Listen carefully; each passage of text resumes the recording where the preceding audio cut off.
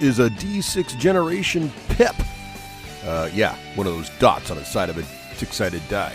Yeah, a Pip. You know, a short Pip. Little something. Yeah, about anything gaming related. Sometimes featuring Craig, sometimes featuring Russ. We'll see what's coming up today.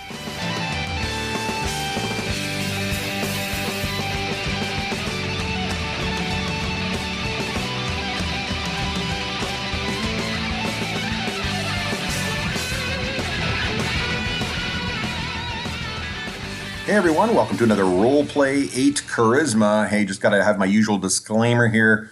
We're still working through the back episodes where we were experimenting with different kinds of audio recording.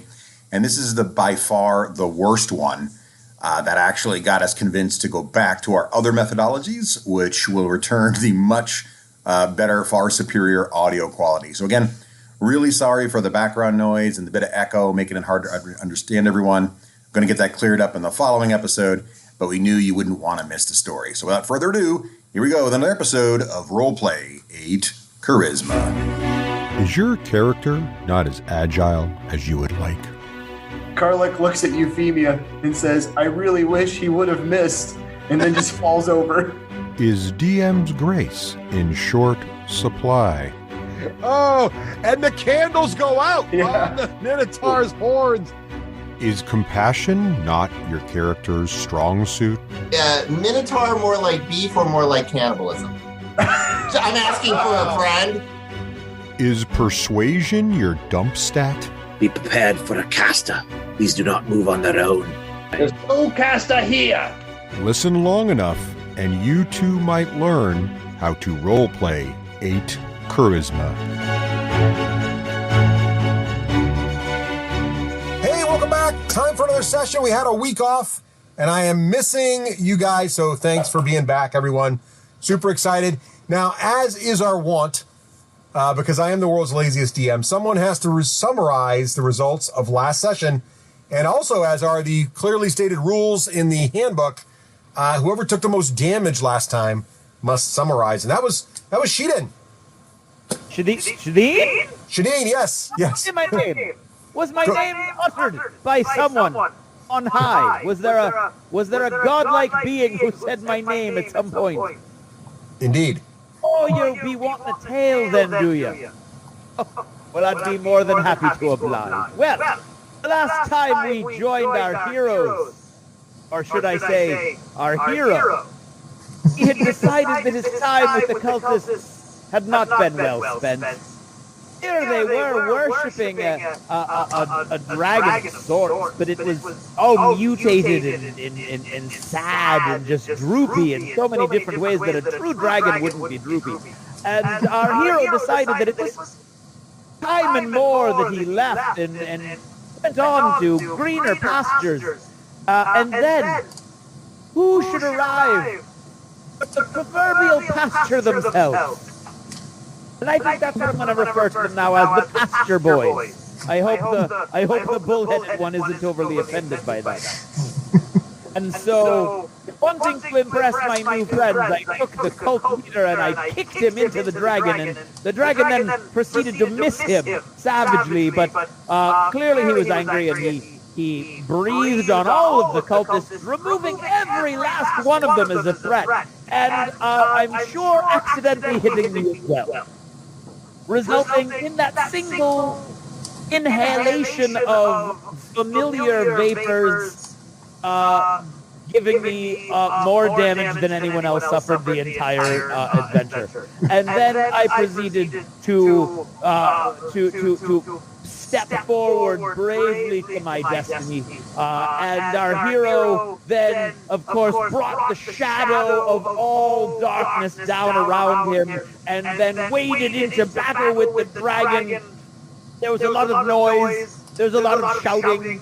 And then the dragon was dead. I'm not sure exactly how it died, but it died. I think it was hit several times. I think some of these other boys might have hit it once or twice. But then it died. And then we proceeded to get to know each other, and everyone was very impressed with the hero. The hero, meanwhile, was still desperately trying to figure out who the leader of this little band might be, because it sure as hell can't be that tiny little girl over there. There are many puissant warriors in this band, and, well, we'll figure that out as we go. But we then went over, and there was some treasure and some whatnot, and a bunch of spider bodies, and the important thing was that we were all together now, and that the dragon was dead, and the shadow really kind of came into his own. That's what I remember. Excellent summary, Craig. Take a point of inspiration for excellent summarizing, and I like the heroic focus. Very nice. Yes, so a couple of little things to add for those who may not remember, because it's been 2 weeks. That was a very apt summary, actually, Craig. Nicely done. For the specifics on the treasure, because everyone likes a good pile of booty, there were 3 diamonds. Booty and pile in the same sentence. Yes. The good news is 3 of the horses were found alive in the dragon's lair, apparently being saved for later as a light snack. So that was excellent. Also, since the dragon had just moved into this area, he didn't have a large hoard, but there was some pretty good loot. 3 diamonds worth 100 GPs each. Those were actually on the cultist leader, actually, along with a potion. Also, there was a hardened leather case. And then we have the dragon treasure. So there was 800 silver pieces, 150 gold pieces, 4 silver goblets set with moonstones, about 60 GPs each. Another scroll, 2 more scrolls actually, that I believe Pyric already identified as a scroll of Misty Step and a scroll of Lightning Bolt. And last, but certainly not least, underneath all these coins, turns out Ulrich managed to dig out a battle axe, which had Dwarven written on it, Dwarven runes, and also some twisting little leaves and vines carved into it, or etched into it. And it said in Dwarvish, Hew, H-E-W, on this axe. And we've yet to spend any time figuring out exactly what the axe does. Also, meanwhile, just as we went to our the end of the adventure, the session, it turned out that Thralric rolled a 19 on his nature check to begin harvesting whatever he could from the dragon, and that was about to begin also. So before we get to all that, would anyone like to add anything else before we jump into that? I can't say enough how excited I am that Moody, my horse, survived this whole unfortunate series of events. I know some of you are not equestrianly focused or are kind to the hoofed-like creatures, but I have grown to love Cowlick, and someday I might even pronounce his name correctly. Excellent. Excellent. Now, I'm just glad that my pony survived, not my brother's. That's the important thing to remember. Who loves nature more? This guy. And also, Pyric, is that the first time you've actually shared your horse's name? I tried it before, but then you said it gave me the blues. Oh, yes. I'd forgotten about that. Yes, I did. So we're going to write that down, because as soon as you name your horse, that's about the session before it dies. So we'll see if you can break that sort of official... I thought it died already. That's why I gave it a name post facto, you know. Yeah, well, it might work out. Old school. Might work out. Yeah. So, I've since, so a little DM's note here. Since Thrall has decided he wants to skin this dragon, I thought it might be kind of fun to add a little depth to the harvesting rules. There actually are no animal harvesting rules in Dungeons & Dragons, so I thought we'd add some. So, because you don't want it to be too easy for people to just harvest dragons and make millions of gold pieces or whatever, but obviously their body parts are extremely valuable. Plus, we don't know exactly how much damage was done during the combat, you know, how many scales are not usable anymore, how many teeth did Ulrich knock out with his hammer. We don't know these things, but we're about to find out. So, Thralric, because you rolled a 19, you have a really good understanding of exactly what's harvestable in this dragon. And I'm going to share with you now on the screen what is harvestable. And if you click that picture there, John, it'll zoom in for everybody. And you'll be able to see what kind of things you can harvest from a young green dragon, formerly known as the Draconis Fundamentum. So you can see here now, because you rolled again that 19, you know all these different things you can harvest. Now, by looking at this highly complex table, which you can see is the different things you can try to harvest, who would be interested in them, why they're commonly used, the value in gold pieces should you successfully harvest it. But here's the tricky bit. The column next to that is the DC check required to successfully harvest it. Now, you'll notice a couple of these things, his actual sort of poison breath weapon gland here, which is worth the most. It's worth 406 gold pieces if you can harvest that gland. However, it's a DC 20 to pull this off. And if you fail, you're going to take 12 D6 poison damage. And this thing has only got a shelf life of 3 days before it becomes no one's going to want it. So is it worth that kind of a check? Meanwhile, the gizzard, considered a delicacy and also used in many alchemic potions, the gizzard is valued at 96 GPs. It's hard to harvest too. You need to make an 18 on that bad boy, but only 66 poison damage if that goes wrong. But it's still only good for 3 days. Now, the rest of this stuff has some longer shelf lives. You can see the eyes here are only good for 2 days, but they're super easy to pluck out, but they're only worth 11 gold each. Meanwhile, the scales could be worth a lot, especially if you get a lot of them. We're going to roll for how many you harvest. There is no lifespan on those, right? So you can choose which of these things or how many of them you want to try to harvest. And then we got to talk about how you're going to transport them as well, should you choose to harvest something really big. But I think we all want to know, are you going for the Draconis Fundamentium? Seppi has a question. Now, is this a base level? Like, let's say, for example, just asking for a friend, somebody was more than capable of doing refrigeration.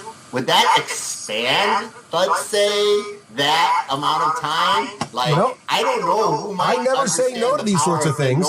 So I feel like creative thinking here could be helpful. And I believe, Doc, you had a comment or question? I saw a hand raised there. Klarg is going to give a gentle hum to help you harvest the Draconis Fundamental and drop you an inspiration on the check. And then if you want to spend 10 minutes, I can sort of give you some tales of dragon harvesting to get you some temp HP. Soak some of that damage just in case. Doc, I think I want to hear the tale of dragon harvesting. So excellent. So your thing gives him advantage right now. Craig, you mentioned you can't see people. If you hold your mouse over it and use the scroll wheel, it'll scroll up and down through all the different pictures. You can click on a picture too and make them full screen if you want. But it's a Discord little dice thing. Oh yeah, it's just giving you connections. Your internet's probably a little sluggish. It'll get there eventually. Okay. So excellent. So great. So Doc has given you some skills there. John, what are you thinking? What are you thinking there, Thalbrick? They want me to. What do you want me to go for, Pyric? I'm going to go for a scale. Like all the stuff that doesn't require won't rot, I'm going to take. So do you want me to start with that one? I think we have to, kin before skin, right? There, after all, we gotta save your friends before we, You think Shadeen would want to eat this? Maybe we he seems kind of hurry. I'm good. Not even feeling a bit peckish, thank you. Do you think Euphemia could make us some Dragonheart stew? That's what I was wondering. If you could harvest some of the knuckle bones, those should preserve pretty well once they're dried out, and then I can make dragon knuckle bone stew. Bones aren't even on here. Those would be in the claws. Knuckle bones would be in the claws. If you can pull the claws, you'll have what you need. You won't be able to sell the claws if you use the knuckle bones, but you'll have a nice knuckle bone stew. For you, Russ, normally skill checks aren't automatic failures or successes on 1s and 20s. So if just for time's sake, I have a +6, so anything that's a DC 5, I can take all of those things. Yeah, I'll give you that. So I'll give you so anything that's the 5s, those you get. So we're just going to roll for how many of those scales you actually pull off. So the scales are 15, but the skull, the teeth, the claws, the horn. Yeah, you got all that. I can get. You got all that. So make a note of that. Is it okay if I write them down? Yes, please do. Yeah, take them all, and then I'll go for the scales. That's going to end. Oh, by the way, the tongue, which you also auto harvest, is only good for 5 days on a shelf. Now, one other thing we're thinking about is because many of you in the party are well familiar with Phandalin, you know that a small town like Phandalin probably doesn't have the population, nor is no one walking around with the kind of gold to really be able to afford much of this stuff. So if anything's got a shelf life more than a couple days, you're gonna have to get creative, or if you're not gonna sell it all in FanDuel, and you have to carry this stuff around until you can find a buyer, basically. How many teeth? How many claws? Or is that for all the teeth, all the claws? That'll be all the claws. There's 4 claws on a dragon, so you got those. The teeth. Is that 11 times 4, or does the 4 count towards? John, roll a D10 to see how many teeth you get.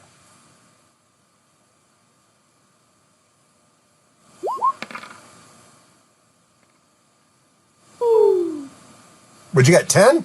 10. Nice. So you get 10. Now the teeth are oddly stained, a little bit of the sort of purplish color that kind of reminds you a little bit of the Fey Rift. Sort of weird, but they're otherwise in good shape. So yeah, you score 10 stained dragon teeth. There, Seppi. Oh, so good. Eric, I need you to climb in here with me so we can get these scales off proper. Oh, I'm here. I'm doing some very important accounting, Thor. I believe in you.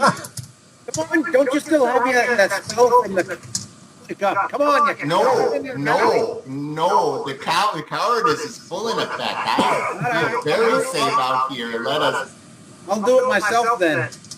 All right. Yeah, you can have the lion's share of all this. I just want to make sure that we are able to feed the horses. I can't have Moody be mad at me again. 20, I crit on the scale. Nice. Okay, excellent. So, tell you what. So for the scales, you would normally roll D100 for the scales, but I'll give you a re-roll since you rolled a crit on this. So roll a D100. What's that? Re-roll and pick the best of the 2 rolls. All right, so I got 34 and 39. There you go, 39 scales.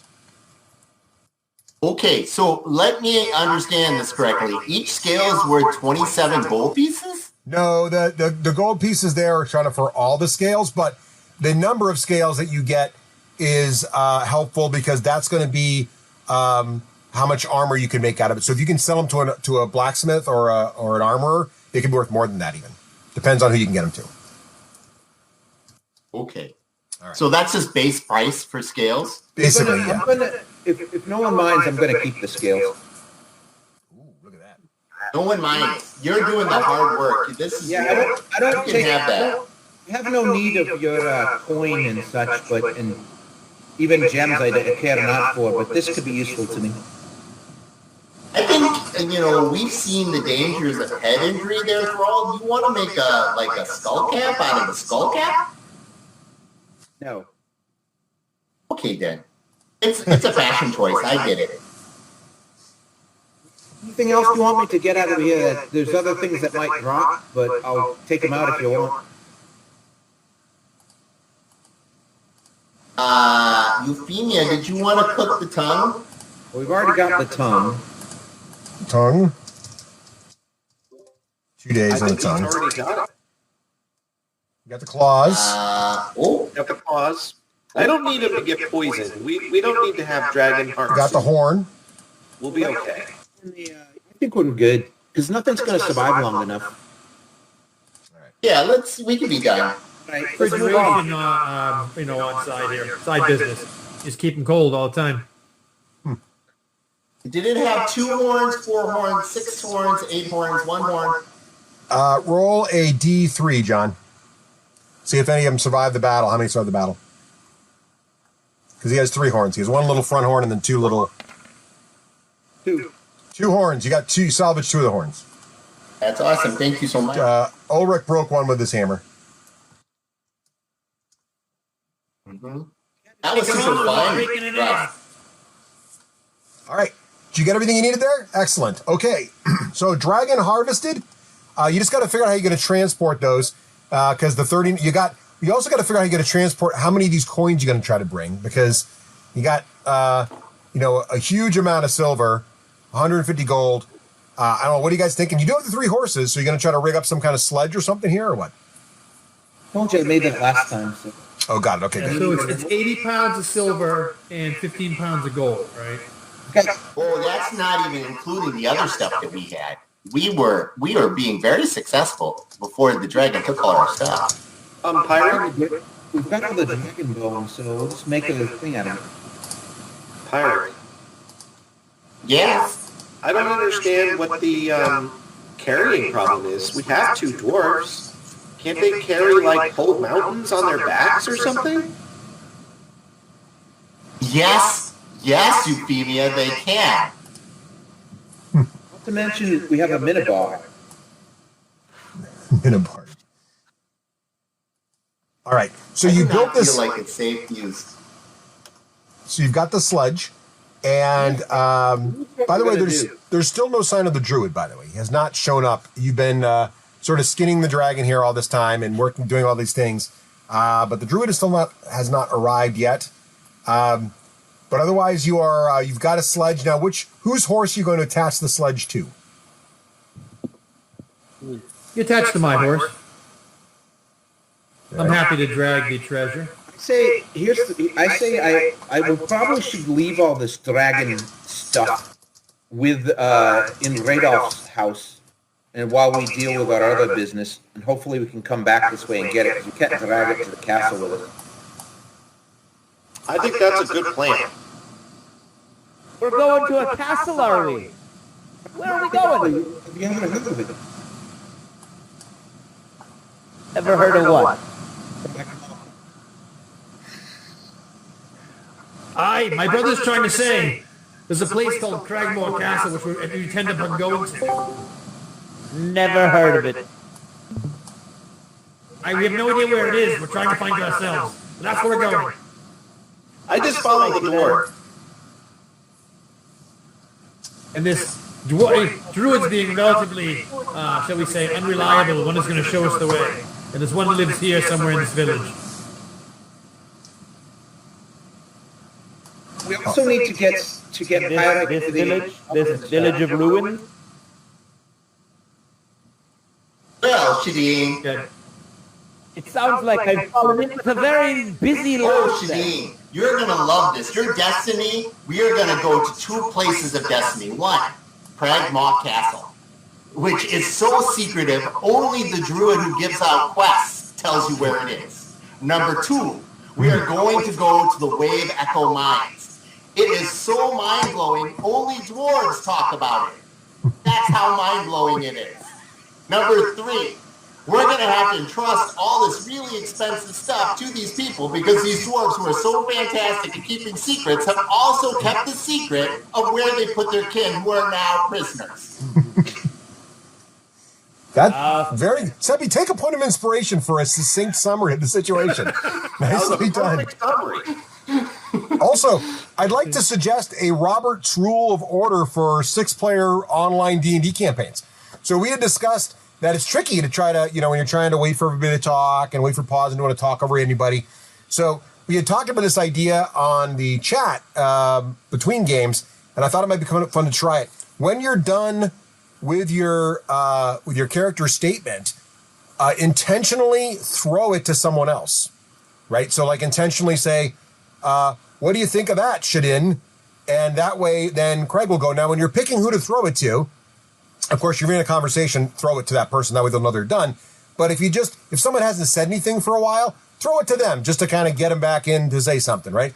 And when you're all like ready to do something back in the game, just throw back to me. Say something like, and we're going to go off and find the druid. And I will then, proceed to push the story forward. So that said, what would you guys like to do now? And since, Doc hasn't spoken in a while, Doc, what would you guys like to do now? Calic's stomach starts to rumble a little bit. Euphemia, maybe we should go and find somewhere to have some food. I know that our new friend Shadeen likes cow hooves, I guess, but I don't think we can whip any of those up. But I don't know, maybe we should find that druid guy and see if we can use his cooking area again. Wait, I agree. I think we should go find the squirrel druid, and we have a druid here, so Frolic, I think you should be able to find him, no? I know where it is. Lead the way. Except for one last thing we forgot. Pyre, don't you still want to go to the alchemy shop? Oh, Klarg has suffered so much. I couldn't, like, if he's so hungry, we can't. I would like to, but we have Dwarf Major to thank for our dragon killing. How hungry is Dwarf Major? I am always up for a good meal. As they say, ignorance is bliss, and right now I'm blissfully ignorant. Let's go eat. I think that's your cue, Russ. Okay, thank you. Joe, don't forget to throw. Okay, we're good. All right. So, excellent. So we will, you guys are going to head over to the Druid now. We'll go back to the shared map here, and as you guys can see, the Druid, I'm going to ping it over here, is down over in the lower left-hand corner. I'm pinging. I don't know if you guys can see it because I think John's too far up to the right. So you're going to want to go, there you go. I'm just pinging there. Down to the Druid's hut, way down over in the left-hand corner there. There it is. I'm pinging on it now there, John. John just scrolled over to it. No need to move all your guys. I'm going to leave the horse. You're going to leave the horses? On the side. I've got the axe. We're going to load everything onto the horses that's heavy to carry. And if anybody wants to carry their share of treasure, I would recommend they carry it themselves. But otherwise, everything's going to go onto the horses as we lead them out. Shadeen? Yes. I have a thing of greatness that I want you to do. We have all of this tribute, and I bring out the 400 some copper pieces that we're not going to take anymore, and I want us to put it underneath the statue, and somebody has the ability to repair the statue now. Who was that person? You can do that. Klarg, I need you to pick the statue up and hold it in place. And then I'm going to bury all the copper and then wait for them to do their thing. And then I will cast Mending on each ankle, reattaching them. All right, nice. So you're going to put, Pyric, are you putting the coins like under, are you burying them under the statue? Or are you going to try to like put them inside the statue thinking it's hollow or something? Or what's your vision here? Whichever is more convenient and takes up less story time. Oh, great. You're going to bury them under there. And so you're burying 400 copper pieces? 400 and... So in some future session... You're going to need...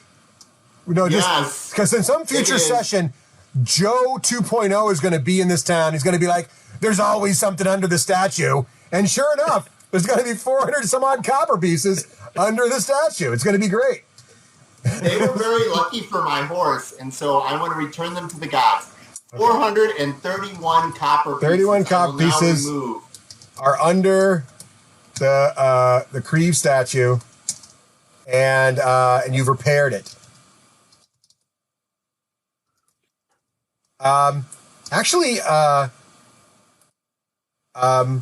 Ulrich, make a check. Do you have a religion stat, Ulrich? Can't hear you again, Joe. Oh, Joe's off. Interesting. No, you can hear me now, right? Now we can. Yeah. Now I can, yeah.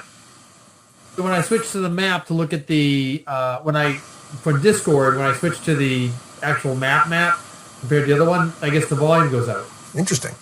So I will make So, but anyway, let me make a religions check and tell you what I will assist him because nobody butts in more about things that are know-it-all-y than me. All right, excellent. Ooh. Well, assisting him gives he rolls a 3, a natural 20. All right, you feel. Who doesn't know about religion? This guy. I'm all about the gods. So Joe, as you're kind of looking at the statue as Klarg's holding it up, and Pyric is burying the tribute under the statue, and your brother Thalric, contrary to what you'd like him to be doing, he's repairing this statue, and you almost could swear you see a almost imperceptible aura around the statue as the last of the ankles are healed, and as it stands up, and you feel an overwhelming presence for a moment, and in that moment, it's the presence of, it feels like Bahamut is nearby as the statue is fully healed. And you know this exactly because you rolled a natural 20. It was a paladin statue, right? It was, yeah, you can tell that the statue, and you feel also that it's a statue of a paladin, yes, for sure. A great paladin of this dragon paladin has watched over this. I believe Dragonborn or half dragon or whatnot. But now you have connected them. I feel for once my brother may have done some good. Just once. All right. And you should stay here for a while, Ulrich, and see what a real paladin looks like while you stare at it. Wow. Why, Nice. is there a mirror here? And I feel like I just cast invisibility. Like, how did this become a dwarven thing when I was like, what the hell?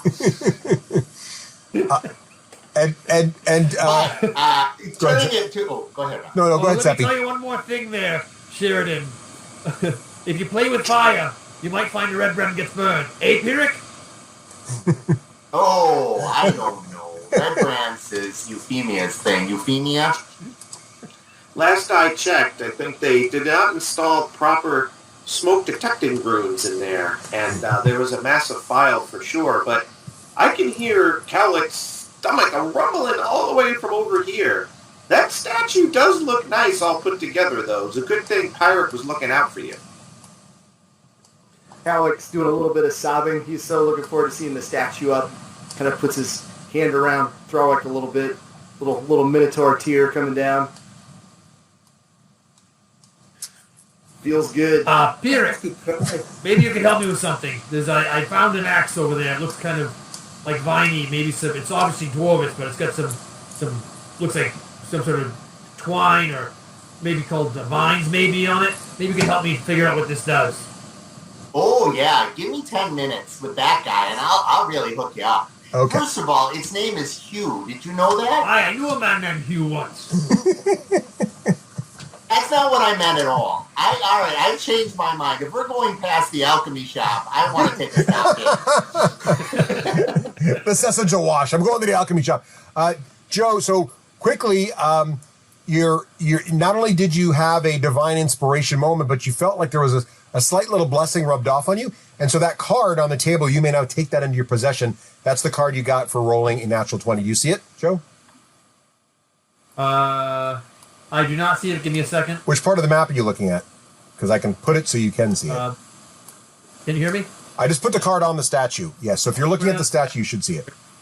All right, I'm going to move my character to the statue. Hold on. Oh no, wait! I can get it to you. I see where you are. You're in the tower. How about that? Do you see the card now, Joe? There, you got it. Yes, excellent. Thank you. Great. Got it. Yes. Perfect. I got to flip back and forth. Yeah. All right. Welcome to Macintoshes. All right. All right. So, excellent. Statue repaired. Nice job. And I believe the next step was you were heading down to see the druid. Is that the correct? No. Did you want to go to the alchemy shop? I'm sorry. I do believe. Yeah, I want to make very patient. We should go to the alchemy shop. All right. Yes. So there was actually a. Where's the alchemy shop? Just a second. Working on it. Working.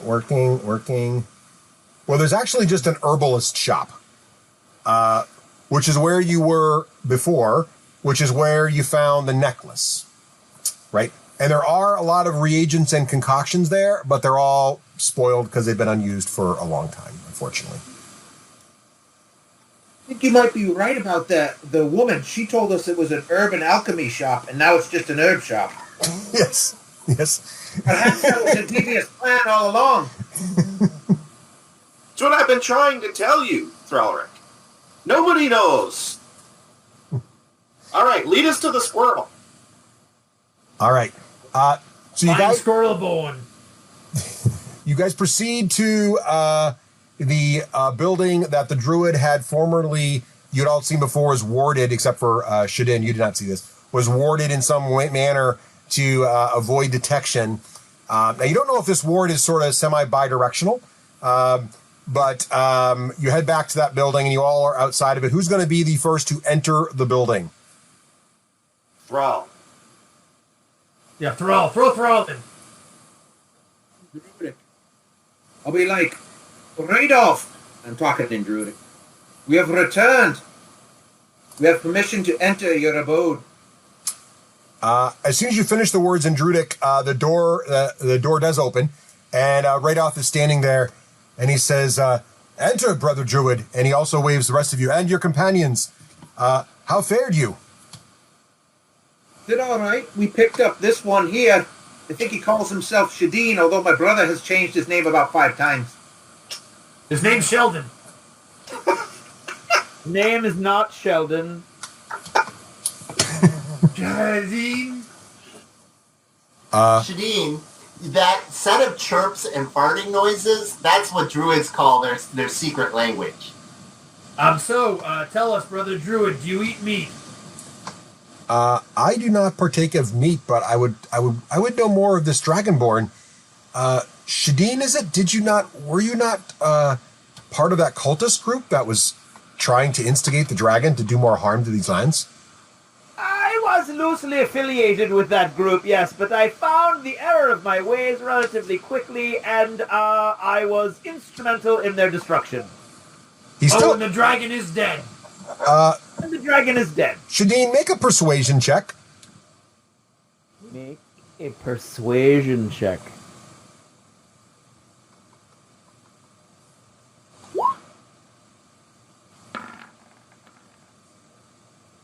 And looks like, what's your bonus on that one there?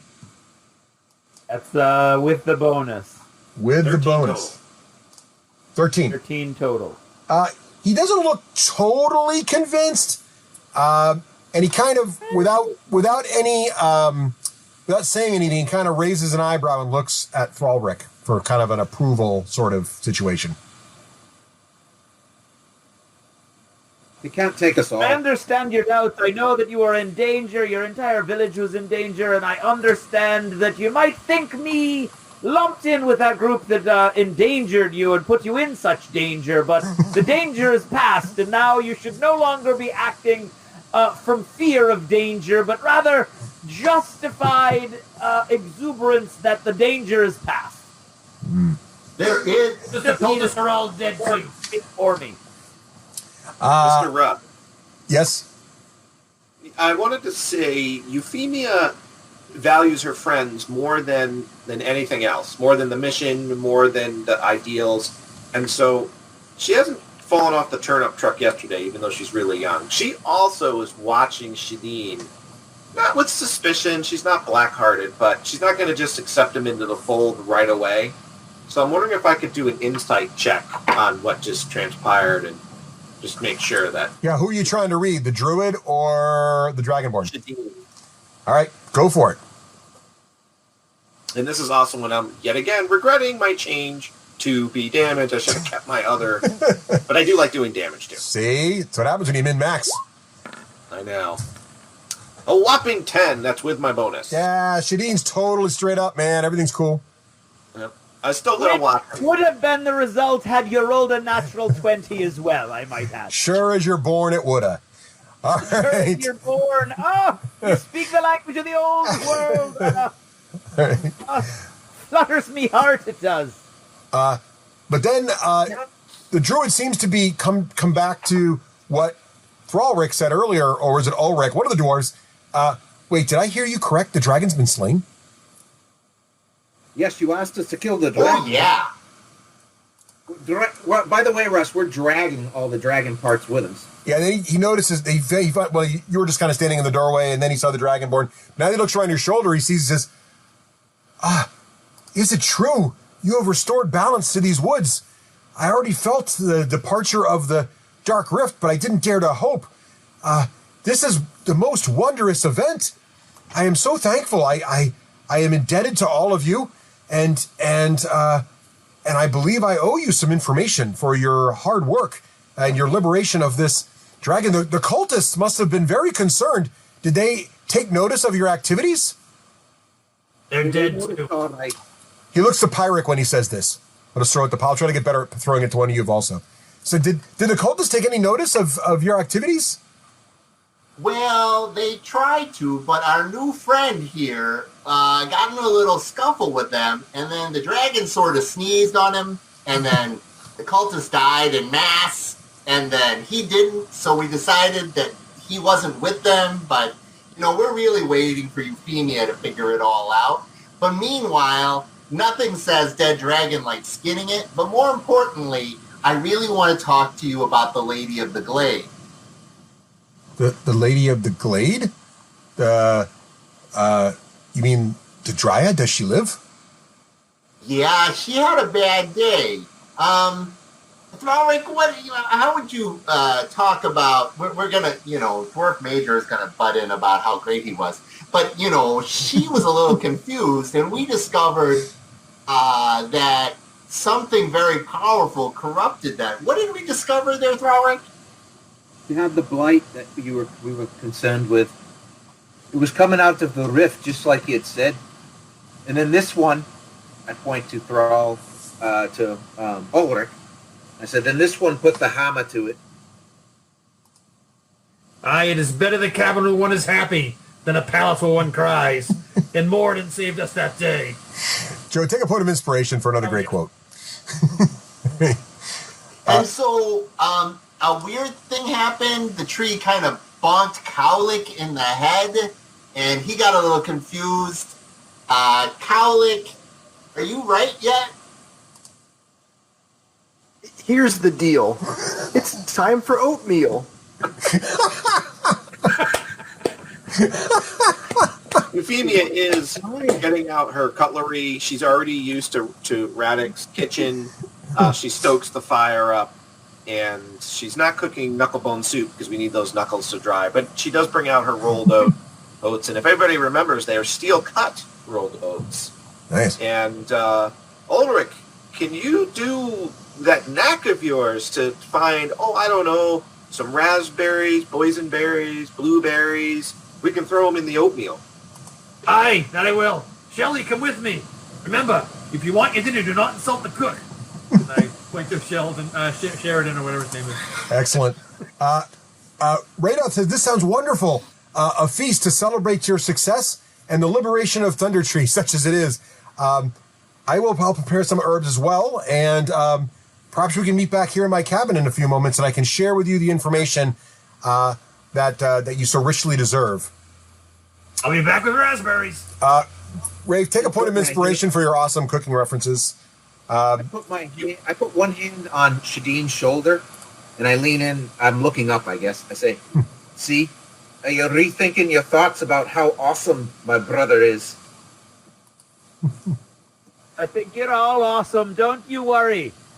I'm just still a little confused about the short girl, but I'll figure it all out in time. He's not a girl, it's my brother. He's a dwarf. Before Ulrich leaves, I try to pull him aside and say, Ulrich, keep an eye on our new friend. I'm going to keep Sheridan near me all times. Sheridan. And then I'm going to ask I feel like somebody did a search for a bunch of words that sound similar, and he's just got the list, and he's working his way down. I love it. While I'm cooking, I'm going to ask Radek if, I'm going to say, Radek, my friend Klarg, as Pyrex said, he took a good bump to the noggin. And I don't think he's been quite right in the mind. He's a little bit slower. And do you have a poultice, or I don't have any healing skills. Is there anything, a potion, a salve? My auntie talks about stuff like that. Is there any way you could help him? I'm going to make a little knowledge check here for the old druid. See if he kind of knows. Oh, he rolls a 5. Sadly, he says, nothing to my knowledge. It sounds pretty severe. Klarg, what do you remember losing? I don't know what Euphemia is talking about. I feel just fine. There was some tight battles there, but all went well. You did have fun in the maze. That was the best garden maze I've ever seen. You keep up your work, Radagast. Radagast. All right.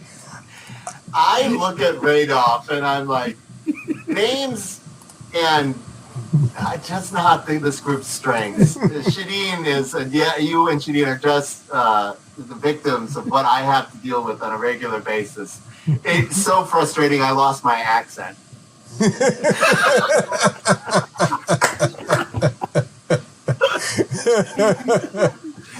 Your Grace, you're a wise one. You always know that I know people's names right on. Aren't you out getting berries? Take a pie hole. All right. I'll search for berries, Or we Russ. lost Russ. All right. Go ahead, Joe, and make your nature check to find some good berries there. And Radoth prepares an area for you guys to all eat. Joe, how'd you do?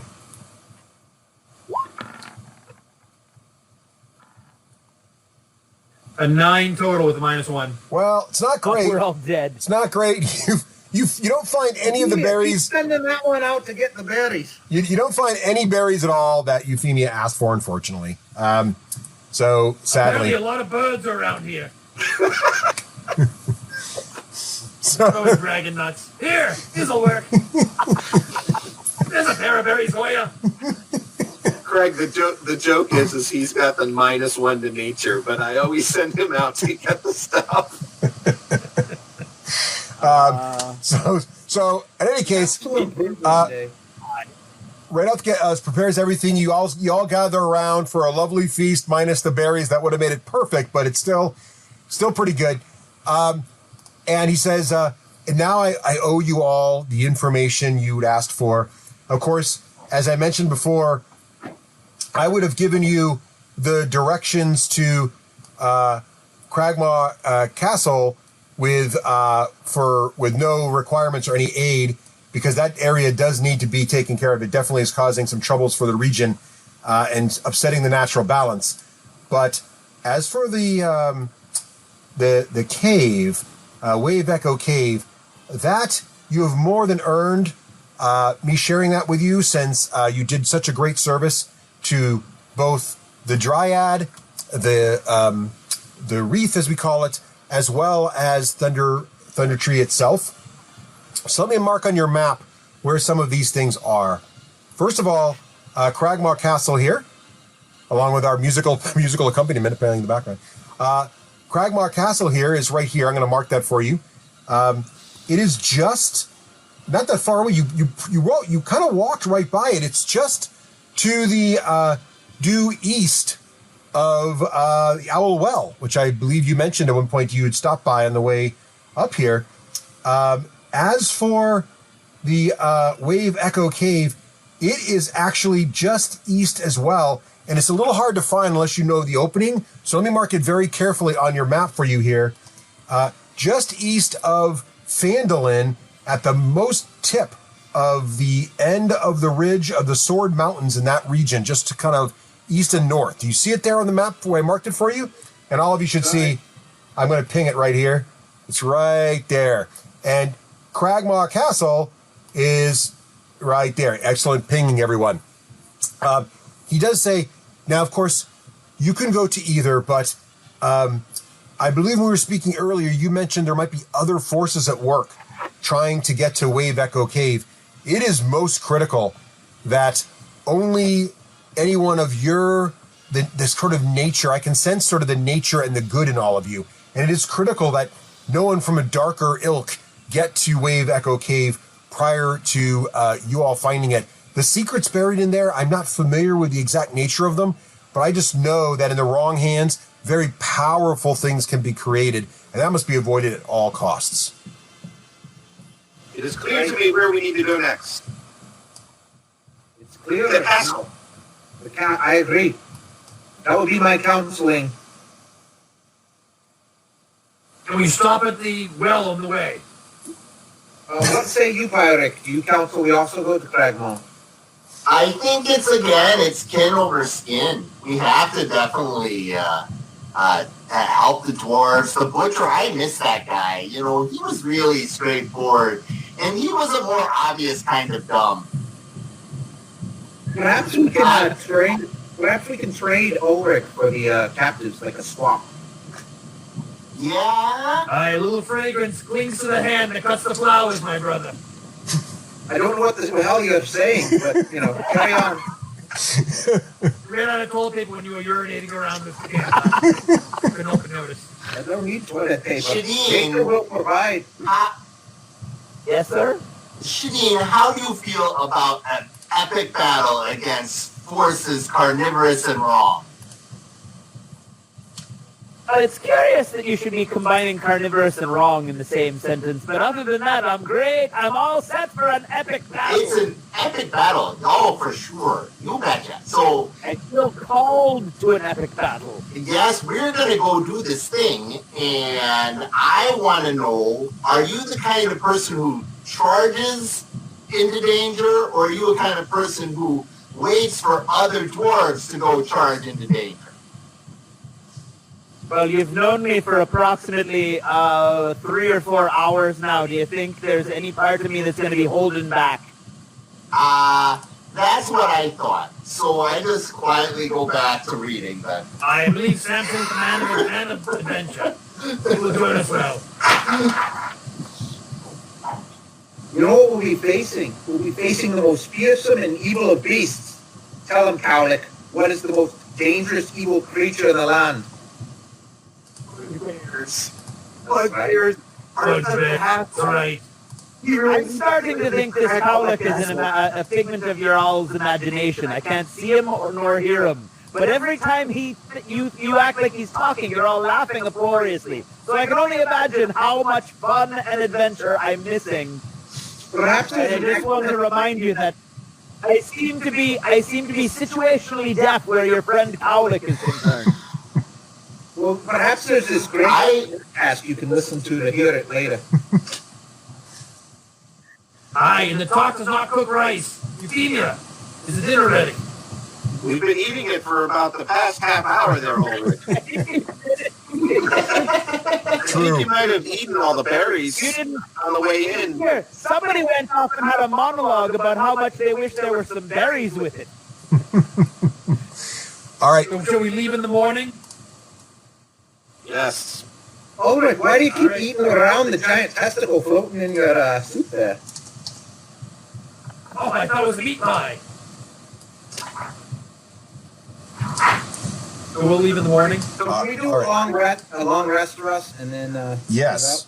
So what I'm hearing is the plan is you want to go to Cragmaw Castle next, and you're going to take a long rest. You're going to finish dinner tonight, have a little revelry here with the druid, and then come morning after a long rest, you're going to head out. And are you going to take the most direct route to Cragmaw Castle as the crow flies? Are you going to go along the outer edge of the woods, along the road, which will be slightly faster travel, which would have an opportunity to revisit the well if you want?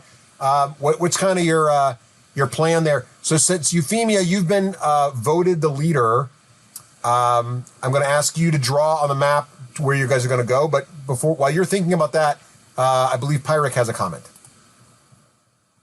I take Raid off to the side, and he's a member of, is it the Emerald Circle? Yes. So Radoff, you have been very helpful. We really appreciate it. I know Euphemia wants us to do this, so I left you something right in the corner there. Don't tell the dwarves. And since I do all the accounting, I took all the 80 pounds of silver and the dragon's skull, and I stacked it up underneath something for Radoff. 80 pounds and of the reason that I did all 800 silver pieces. It's going to be hard to move 800 silver without anybody noticing. Yeah, people don't pay attention to me. I'm annoying. Okay. You need to make a stealth check with disadvantage to move 800 pounds of silver. I'm just saying. I think we divided the treasure up already, though. Because I thought I handed out last session. I think Joe did do that, yeah. I think you did. No, it should have been divided by 5. I don't take any of that stuff. Well, the rest goes to... Yeah. That's what he's putting in the pile for the druid. There you go. You can give him all my Everybody's share but Joe's, because he's the greediest paladin ever, is going into the Radoff pile, which includes Joe's original share that I had of silver originally, which was 150. So I'm putting all the party silver for Radolf and the restoration of Thunder Tree. And the Dragon Skull? That religious, the Dragon Skull, this silver is there to be a nest egg for the Emerald Circle and for, because I'm trying to create good places. Every time we go someplace, I want to create a new place that's safe for travelers. And I want to foster the community, even if it's a community of one bugbear and one druid. Right. And so, and I understand the paladins are supposed to be religious people and helping people rebuild communities, but our paladin cares about money, and he can have his. Church on goodwill, my friend. You stone me. So I am removing all the silver from my ledgers, and all the rest that the paladin can have, he can have as much. Anybody have any objections from that? No, but I do love the fact that you're trying to rebuild the city with pennies and nickels. Well, 800 silver is real money. Yeah, 800 silver is real money. It's just hard to Literally, yeah. It was a building material for that statue that's blessed, right? Yeah. I assume the blessed statue, later on people will take one of the blessed coins, and it will be a great sort of magical well situation. That's the vision that I have. I'll come back in 1,000 years when you're all dead and then laugh at your corpses. So,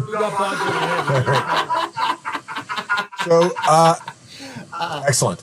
And by the way, he thanks you for that. And he says the Emerald Enclave thanks you. I got it. It's the Enclave, not the Circle. The Emerald Enclave thanks you as well. And he says the money will go to good use as we try to resettle this part of the land and bring balance back to this area that's been long decimated since the volcanic eruption. So excellent. Can I attune to? You're tuning to the axe, Joe? So during your long rest, you attune to the axe, and here's what you discover about that axe. It is indeed named Hugh. It is a +1 battle axe, but it deals maximum damage whenever the wielder hits a plant creature or an object made of wood. And I'm good. if you want, Joe, while you're attuning to it, make a history check. Because you know something, and take advantage because you're a dwarf, you know a bit about armoring, smithing, you know a bit about the dwarven rays, and you can sort of see some of the patterns of the leaves might be telling a story here. And so let's see how you do. What was your score? 13 is the highest I have. Yes, you rolled a 13 with that's pretty good. Yeah, you do glean that the axe's creator, you feel like you might remember some of this story about a dwarf who had a feud with dryads, and that he built this axe to fight them. But you also start to, as you hold the axe and you attune to it, you start to feel uneasy as you kind of wander around the camp and prepare for bed. Anytime you get closer to the denser woods, you start to feel uneasy about things, and you kind of feel like you don't want to be too near trees. Just like I always felt. All right. Okay. So, excellent. Anybody want to do anything else during the long rest and before you head out in the morning? And Euphemia, could you please draw your plotted course on the map for us here? Yep, and we're at the icon that says Party Camp, right? Yes, you're right up there. Exactly. You're right there next to Thunder Tree. Yep. I want to talk to Ulrich first. I say, Ulrich, I believe we should head right for the castle, but I am intrigued looking at Radolf's description in his map. We are really close to a well, and we never did get to see what was at the bottom of the other well. Euphemia, your wisdom is always growing upon me. And I feel it would be best to make our way straight back to the old Owl Well. From there we can camp for the day, and then move over towards Kragma, thus avoiding these nasty woods for as much as possible. That's a strong plan. I know there's a reason why we've always liked you. You are the best and the brightest of us. Excellent. Russ, real quick, can I I'm just going to ask Radolph before we fall asleep if he can show me his giant toad form and his direwolf form. like he has that. Tell you what, I'm going to roll to see if he's got. First of all, make a persuasion check to see if you and he got drunk enough on berry wine. So it doesn't freak out the others, but I say I'll show you mine if you show me yours. All right. Who's eating those nuts now? Make a persuasion check, John, to see if you convince him to do this, and then I'll roll percentiles to see if he knows frogs or. What's that? Do I have advantage because we just completed both? Yes. I'll give you advantage because he's in a good mood. What a tool bag. That's not great. 17. 17's great. He's like, yeah. So he says, well, I can turn into. Let's see here. Yeah, I've already seen the squirrel. I don't. He's like, bam, squirrel. Boom, I could be red squirrel, gray squirrel. But then also, let's see. I bet you were the pride of your wild shaping class at the Enclave. I'm going to give you, John, here we go. 30% chance that he knows giant toad you wanted, or frog? Giant frog? Giant toad. I need a swimming one. Here we go, 30% on giant toad, 30% or less on a percentile. Here we go. Oh, 98. Bullwinkle. He does not know the squirrel. Giant toad. He turns into the squirrel. What's the other one you wanted? How about you just show me what he knows that's useful? I don't need to go through this. All right, I'm gonna roll a random. Give me a flying squirrel. Can you draw me a picture of a giant toad? Then I can just use that. Hang on. Why does your brother want a picture of a giant toe? I don't understand all of it. Toad. Wants to turn into a Okay. toe. But I already know what a picture of a giant ass looks like when I look over and over. All right. They mirror. Okay. I'm rolling right now. He knows Aardvark. So Aardvark's an option. He knows Badger. So Badger's an option. He knows Squirrel. But he also knows Buffalo. What the hell's a buffalo? He knows it. There's no buffalo in the book. All right. We can make a buffalo work. Oh, also he knows leopard. That's pretty good. Ooh, leopard. All right. Well, I'll show him mountain lion, and he'll give me leopard. All right. This is like trading magic cards or something. So for those listening who don't know what's happening now, druids can take an animal form of any animal they've seen. So what John is trying to do is get this other druid to show him his forms. So we've seen the animal and then adds it to his repertoire. What Russ is really going to make me do is he's going to, when we find, instead of actually following on the adventure, I'm going to have to go in the woods for 3 weeks to try to find what an animal looks like. Go on a spirit quest. Part of my level is I'm allowed now to create an animal that can swim. When Yes. you get to 4th level, that Yes. has swim speed. Yes. And I don't really know what I know as an animal in swim speed. No. I was trying to role play a cool thing. Yes. That didn't work, so I'll find another I one. just rolled. I mean, it doesn't automatically know whatever you want. I'm just saying. All right. So, but you also haven't been by a body of water lately, so we can get you near the ocean. That would also work out. That's why this guy from the Enclave was going to show me. Yeah, well, unfortunately, he's a forest lover. He's not really in the water. All right. You did get leopard, though, so whatever that's worth. All right. Anything else anybody wants to do before we head out in the morning? I'm going to send you a message later about what I think the accounting is for us, and you just let me know. Okay, that sounds if you good. think it's accurate. But that's what I spend my time.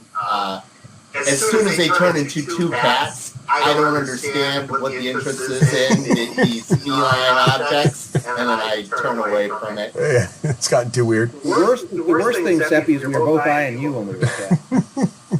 Or pirate.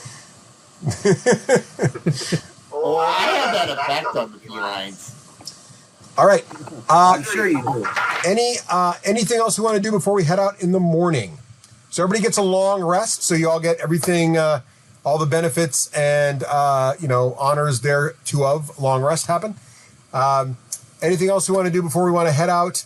I can see that Euphemia has drawn a nice clear, and so the plan is to go to the Owl Well and then from there head over to Cragmaw Castle. Is that correct? One last thing I tell Radolf is there was a lot of energies wrapped up in whatever happened at the reef and the Lady of the Reef. And it seems to have affected my own abilities and the abilities of my friends. This source of energy needs to be protected and kept secret. And I really expect the Emerald Enclave to call on us if it needs to keep this secret again. Aye, and I'll mention one thing right off. Everything has its beauty, but not everyone can see it.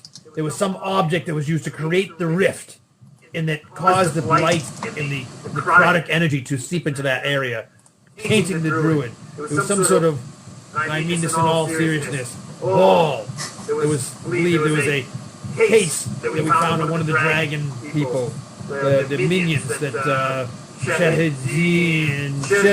Sheldon had, and one of his friends. We believe that's where it came from. That caused. Are you saying the Dragonborn created the rift? Not this Dragonborn. I'm saying some of the dragon cultists caused this with some sort of legendary magic. I'm only cultist adjacent. Cultist adjacent. All right. The person who did this, we did not find them. So you need to keep an eye out there. If they can do this, they can do it again. Thank you for the information. I will look. Do we know how big this sphere was? What it looked like? Anything about it? Yeah, here, have a case. Yeah, thank you. Are you giving him the case? All right, excellent. Yes. He says, "Oh, this is that thing." All right, so he has the case now also.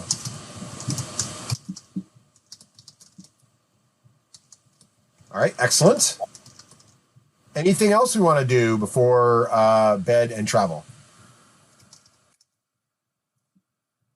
All right, so night passes happily. You sleep actually rather well. Best you slept in a while. The druid's hut seems to be, the magical protections there seem to make you feel really quite safe and relaxed. The energy in the whole area feels really good, much better than it's ever felt. And you're feeling pretty good. As you wake up in the morning, you feel rested, full of energy, and ready to take on anything, really. It is roughly around just shy of 50 miles from here to Owl Well, so it's probably going to take you a couple days travel to get down there, unless you really push hard, because you don't all have horses anymore, unfortunately. And one of your horses will be dragging a sledge, which also means it won't be going very fast. I believe you said it was Ulrich's horse, right? Or are you leaving the sledge and everything here? I was a little fuzzy on that part. How much of the dragon stuff are we taking with us? Are we? How much? Let me put it this way, Pierre. How much are you leaving with the druid? I'm only leaving the huge skull. The scales are going to Klarg because he needs them. The teeth are large, but there's only 10 of them. Those are like daggers. The claws are like swords. There's 4 of them, and they're like short swords. So that's very. And the horns are like spears, and there's 2 of them. So that's very manageable. And we got rid of all the dead coins. So we should be good to go. Yeah, what I would recommend, we strap all this onto my pony, and I'll just leave the pony as we go. Yeah, because ponies love corpses strapped to them. That's my experience. Remember so it's no different than swords, daggers, and spears. Remember that Thalric built the sledge, so you can have the sledge attached to the pony, and you can carry out pretty much everything on that thing, if you want. Yeah, so we'll just drag it with us. All right. Yeah, we're not in any rush. If there's anything that you care about, Thalric, perhaps you should put it on a different horse. I've just got the only thing I carry everything I care about. The only thing I care about are the scales, and I have those with me. Okay then. Moody and I have the stuff from before that now we no longer have those coins, and mostly it's Amun stuff that I'm holding on because I'm pretty sure we're going to see that guy again. Yes. You never know. Flying. May take. So, who has a potion of flying? Oh, you mean the potion of Ariel running away? I have the potion of Ariel running away. Okay, I just want to make sure. Thank you. You have the potion of growth. I do have that. I intend to use that at some point. Sooner than later. All right. Great. So you guys are getting ready to go. Now, given that there's the horses, given that one of the horses is a sledge and Ulrich is leading it, what are our plans for marching order and any kind of scouting or anything? Are we just all walking as a group? Given that one of the horses has a sledge, what are you doing? What are we thinking for this? You see me, you want to scout, and then I'll go second. I will go in the front with a fanfare of trumpets leading the way. Aha! Sheldon's going to lead. Yeah, my plan will be a scout. I'll sit up ahead. Tricks of pretending to not know my name don't hurt me. They just show you for the pathetic, strange, odd wit that you are. Now I'm speaking in an English accent because you got me just that annoyed. I believe the word you're looking for, Shadeen, is it makes him look dumb. Is one syllable. Yeah, sure, we'll go with dumb. It's like I say, things are difficult until they become easy. But let's continue on. And then Klarg, where are you? Are you in the back, middle? Where are you? I'm going to take up the rear, and Klarg's not busted out his bagpipes in a while. Oh, excellent. He's going to get out his bagpipes for a good marching team to accompany the trumpets, of course. Emanating from. I think we're all just picking this up, and you're pretending that something funny and witty is being said. I think Klarg left about an hour and a half ago. That's what I think. So An invisible thread connects those who are destined to know each other. Dean. So we have the marching order figured out. The last bit of information I need, Euphemia, you mentioned you were going to be scouting. How are you envisioning the scouting? Are you riding way ahead? Are you walking way ahead? Are you just kind of a few steps ahead, kind of looking? Like, describe for me sort of the general gist of this whole situation. 25 to 30 yards ahead using stealth. All right. And until we get to the road. And then once we're on the road, we'll just group up together. Okay. If you're using stealth, you move at half movement, just so you know. Yeah. If you're being stealthy, it's going to be a very long trip. Okay, no stealth. Right. Sorry, I thought I picked that up somewhere, but I keep forgetting that's my Pathfinder. All right. Rangers can do that at a certain level, I think. Can he stealth move? Because they're going to hide. Never mind. You're right. Yeah, you don't have to slow down to the speed of the slowest member. So if you're trying to keep him ahead of you and being stealthy, you don't have to go very slow. Regular speed. Yeah. Yeah. My real question was just, since your perception's presumably pretty good, are you just a little bit ahead trying to spot things early, or are you sticking with the crew? Can I ambush you and you're going to be all by yourself and easily killed, or are you back with the party? That kind I of want to thing. get this right. Euphemia and Jadine are first, then myself, Rawl, Eric, and Klarg, right? Yeah, that's what I've got. And I'm Do you need me up front to make sure we're going the right way? No, I'm going to use. I'm going to be 20 yards ahead, using survival to check our way until we get to 20 the road. feet away. 20 feet, not 20 yards, right? Nope, 20 yards. Oof. Ross? Yes. I'm going to keep an eye out to make sure we're going in the right direction. All right. Aren't we on a road? Yes. No. There's not a road until you get. Oh, We can go. what's that? Sorry, I missed it. Yeah, I want to be, when we're not on the road, scouting, like I just said, until we get to the road. We're going to group up and all travel together. Got it.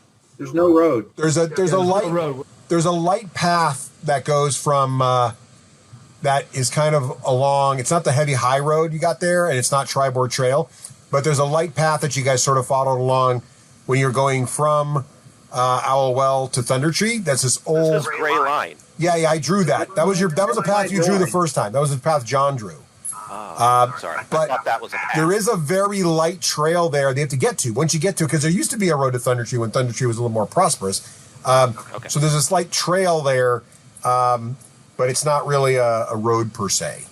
Once we get to the trail, we're all going to group up. Okay. And you're not going to be yards ahead anymore? Nope, 20 yards ahead until we get to the light trail. Okay, good. All right. Why don't you make a nature check there, Euphemia? And John, why don't you also make a nature check to see if you're keeping an eye on where you're going? You mean survival? Survival sounds good. I will, Russ, I'll assist Rafe on that. How'd we do? I got a 15. I got a 14. Nice. All right. Yeah, you guys make it to the trail, no problem. And now you're on the trail traveling along. And again, Euphemia, are you? How are you thinking about? You're still saying 20 yards ahead on the trail, or are you going to group up now? Now we're grouped up. All right, excellent. Shadeen. Yes, sir. So this trail isn't named on any of the maps that I found. And so the people who make the maps, they get to name the thing. And since you're bound for greatness, would you like to pick the name, or would you like me to name it after you? Oh, great, Shadow of Dragons. Ooh. I think this it's a great trail. It should be the Great Trail. This Great Northern Trail. This is the Great Northern Trail. We will call this the Lesser Great Northern Trail. Lesser Great. That sounds like an awful lot of syllables. I like it. Yes, let's do that. Let's put that in my face. All right, then. Lesser Great Northern Trail. Lesser Great Northern Trail. Northern Trail. Got it. Yeah, all right, then. All right. Let us continue on this Lesser Great Northern Trail. Okay. Is there a Great Northern Trail? Yes. You're heading along, so you've kind of grouped up now. Euphemia is pretty much near the front of the situation here. And as you're going along here, it's actually near the end. It's sort of getting to be late in the day of the first day. So you're getting to be roughly halfway. You're currently between, I'm just going to move the camp marker here just to mark where you currently are on the map.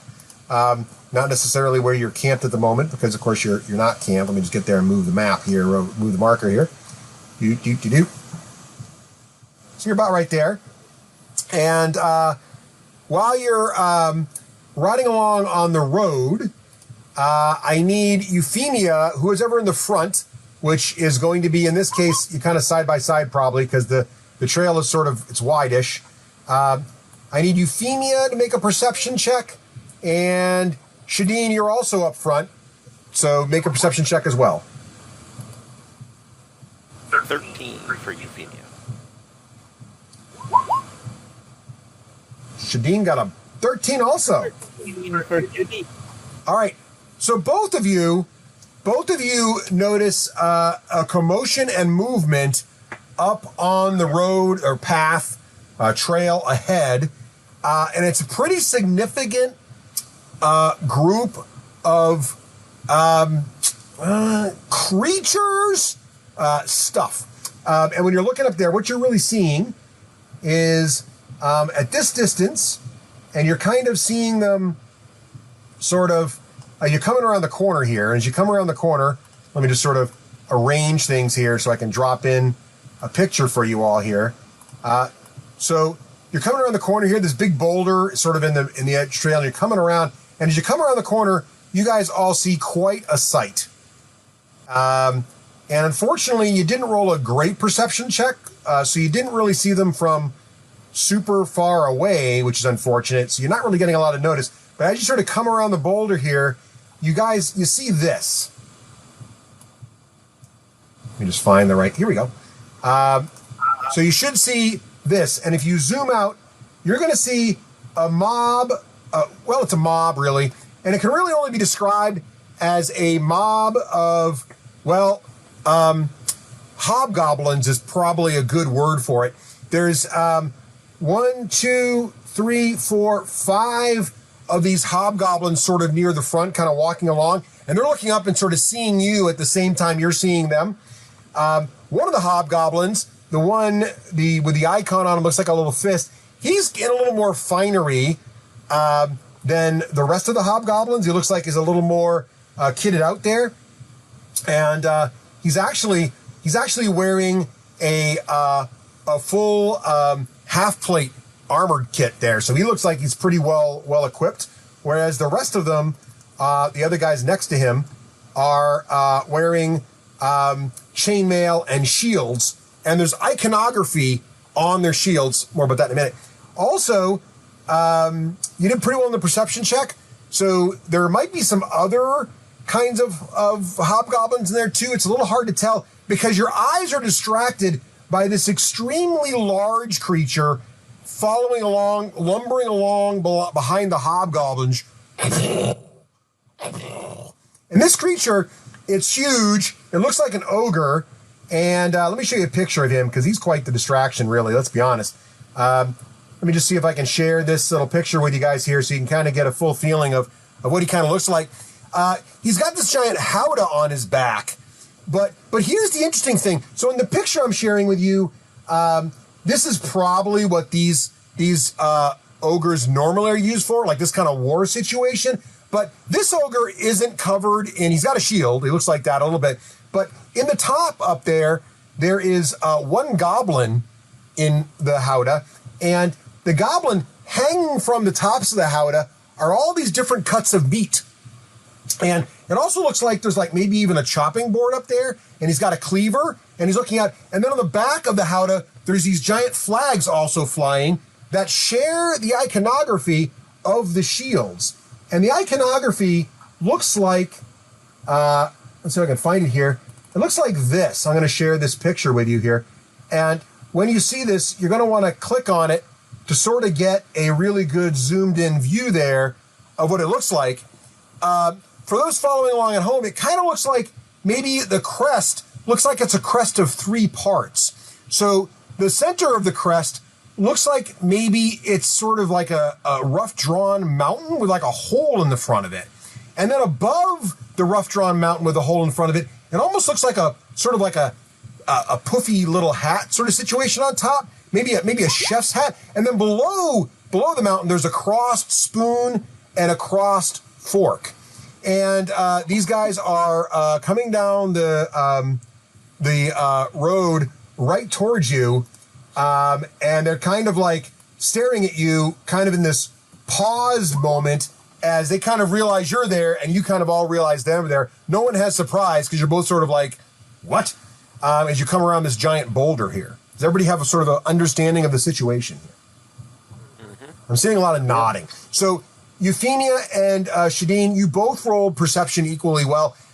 Who's got the better initiative modifier? Shadeen, what's yours? It is 4.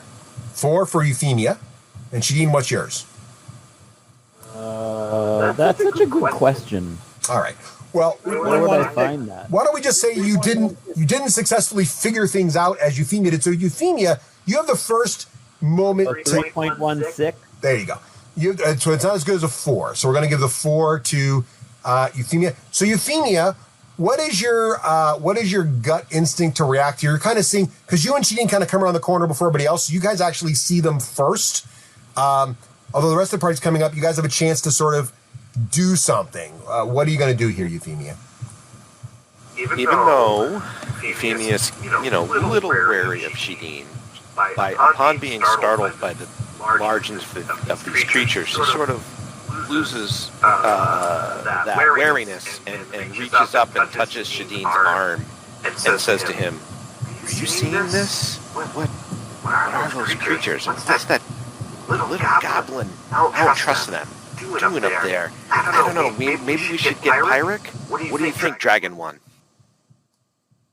Of 2 minds, little one. I'm thinking partly we should go kill them all, and I'm thinking partly we should probably bargain for some of that meat.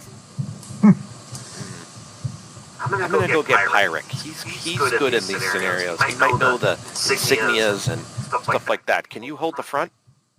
I'd be happy to. I watch her carefully as she walks away, and I nod silently to myself. All right. Go back and get Pyric. Oh. Okay. What's that now, Euphemia? What's going on? I see this, I think they're hobgoblins. I've never seen one in person. A little time out. Russ, are they wearing anything red? Are they wearing anything red? Actually, in the picture I'm about to share, there is some red, but that's not actually their color. Their color is actually white with any color on them is white with a black checkered pattern. And then they've got that black and white crest on the shields and on the banner that's flying, sort of like one of those Japanese sort of samurai thin banners there on the back of the Howda there. Yeah, like a back banner on the back there with that sort of funky logo on it. And to give you a good feeling for what the sort of the leader type of the hobgoblins look like, he looks like this. There he is. You can scroll down and see his armor. He's wearing some really cool sort of Japanese samurai style armor that's going to count as half plate, which is pretty good armor class for those of you guys who know about armor.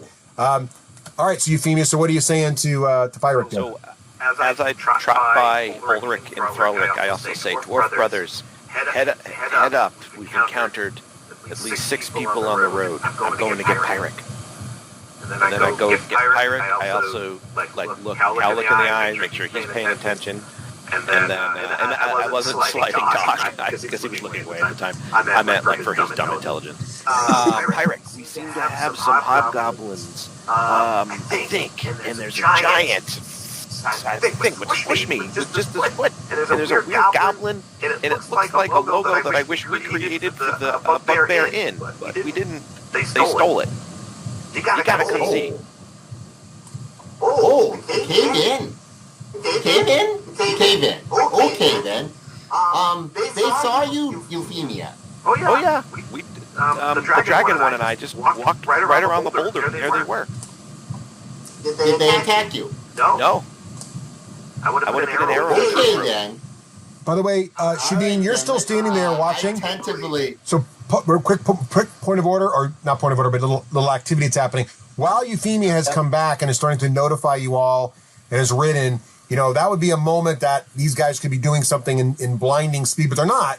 Shadeen, you're watching them, and that leader type wearing the fancy armor, he holds up one fist, and their entire group stops, sort of on command, and they're just standing there waiting, and the leader brings out his weapon and puts his hands on it, and he's just standing there, and he's sort of waiting for a signal from someone on your side. So he seems to be expectantly waiting. Do we all see this? Let's see. Why don't you make not quite. You haven't really come around the corner there yet for the rest of you. So you might though. Go ahead and make a perception check there, Thalric. See if you see it.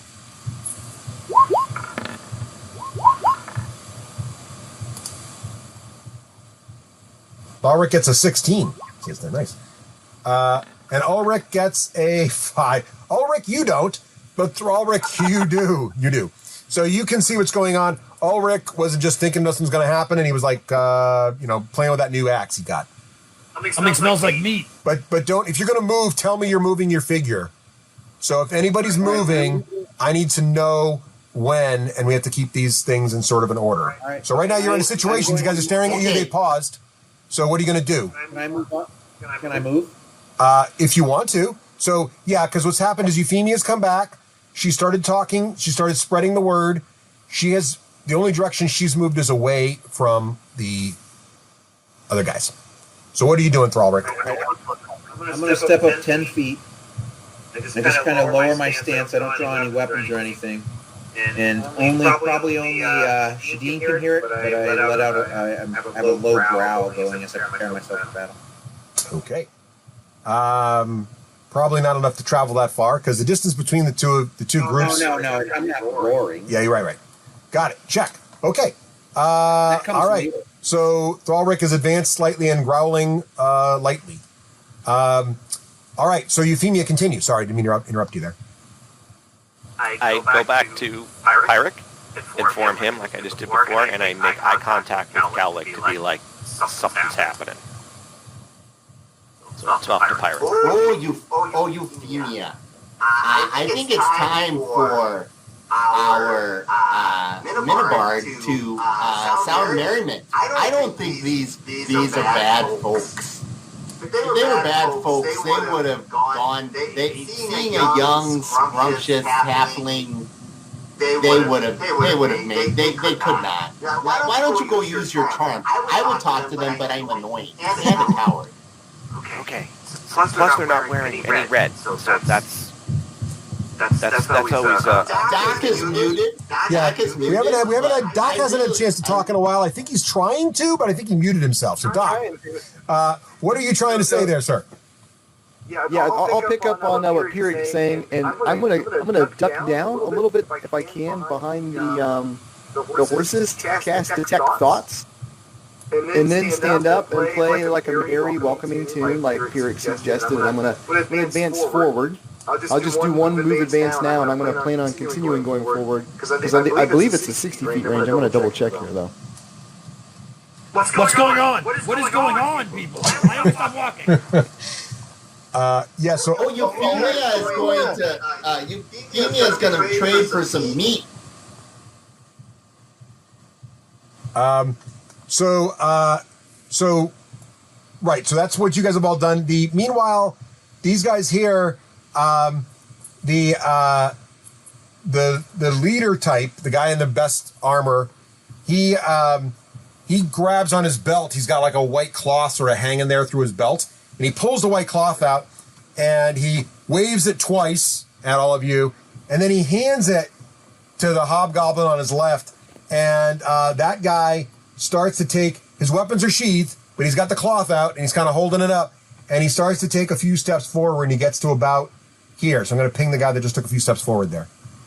So go ahead, Euphemia, you're sort of in the front.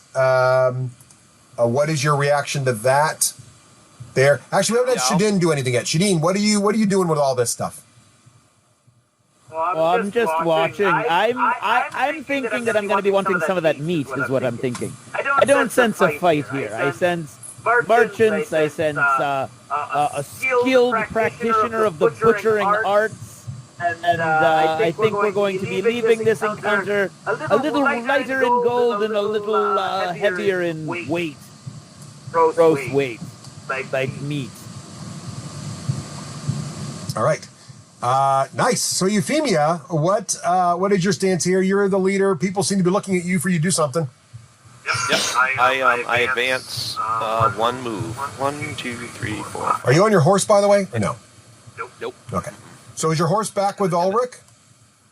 Yeah. I'll put it back there. Yep. That's fine. And I call out to the hobgoblin and I say, "Oh there, traveler. Are you heading up the road? Where to?" He speaks in a rough common, and he advances 2 more steps or spaces there, 10 more feet, and he says, "We come here to offer goods and to take goods. We are here for trade, if you will." Sounds perfect. I've got some hungry people. What do you have to trade? We have some prepared foods from the wondrous Cave Inn. We have many offerings, and this is sort of our roadside stand, if you will. And we've added a lot of very great opportunities on the menu. However, we are also under orders not to harm anyone on the road. We were given very strict instructions. We're not to harm anyone on the road.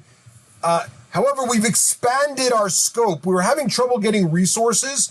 So Trig up there in the top of the ogre there, Trig, and the little goblin, he waves and he goes, I smell things. I smell 1, 2.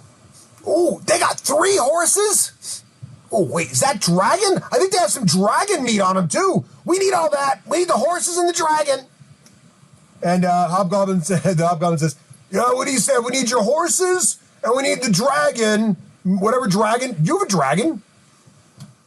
Well, you are in luck, hobgoblin, because do you know who your founder is of the Cave Inn?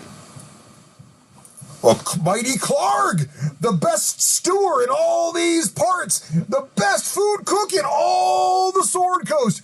Klarg is the best. He is the mightiest of all bugbears, and the best cook, too. He is a mighty good cook, but he is just 1, maybe 2 links down the chain from the founder of your very organization. As a matter of fact, you're looking at one of them now. I know it's hard to believe, but let me call up the true founder. Euphemia, did I just hear bugbear? You did. Make a perception check. Owl bear. Make a perception check there, Klarg, because you may have been too far away, but you might have heard it. Let's see. Wave the red cape in front of Carla. Perception. There we go. Oh, 8. He rolls an 8. No, you actually didn't. It could have been bugbear. It might have been mugware. It was hard to tell. It was a little blurry. I tell him he said owl bear. Oh. On the way to the owl well. Okay. Yes, it's owl bear. Don't worry. That makes so much sense. Ask him if he's seen any giant toads lately. Have you seen any giant toads? I knew I liked you, Carla. See. I call for 30% chance. No, I haven't seen any toads. I would have chopped that up for the stew, though. We collect everything we find on the road. It goes up there in our transport kitchen there. We do the work on it, get all the prep work done. Take it back to Klarg. Makes the best stew. We do have some of the stew up there, though, if you'd like some. We can definitely sell it to you. We will need the horses and the dragon, though. That's all we ask. And then you can be on your way. Not going to hurt you. You know, a lot of people, there's a lot of hobgoblin prejudice out there. They think hobgoblins, all about killing folk. That's not us. We just need your foodstuffs. I understand. Oh, yes.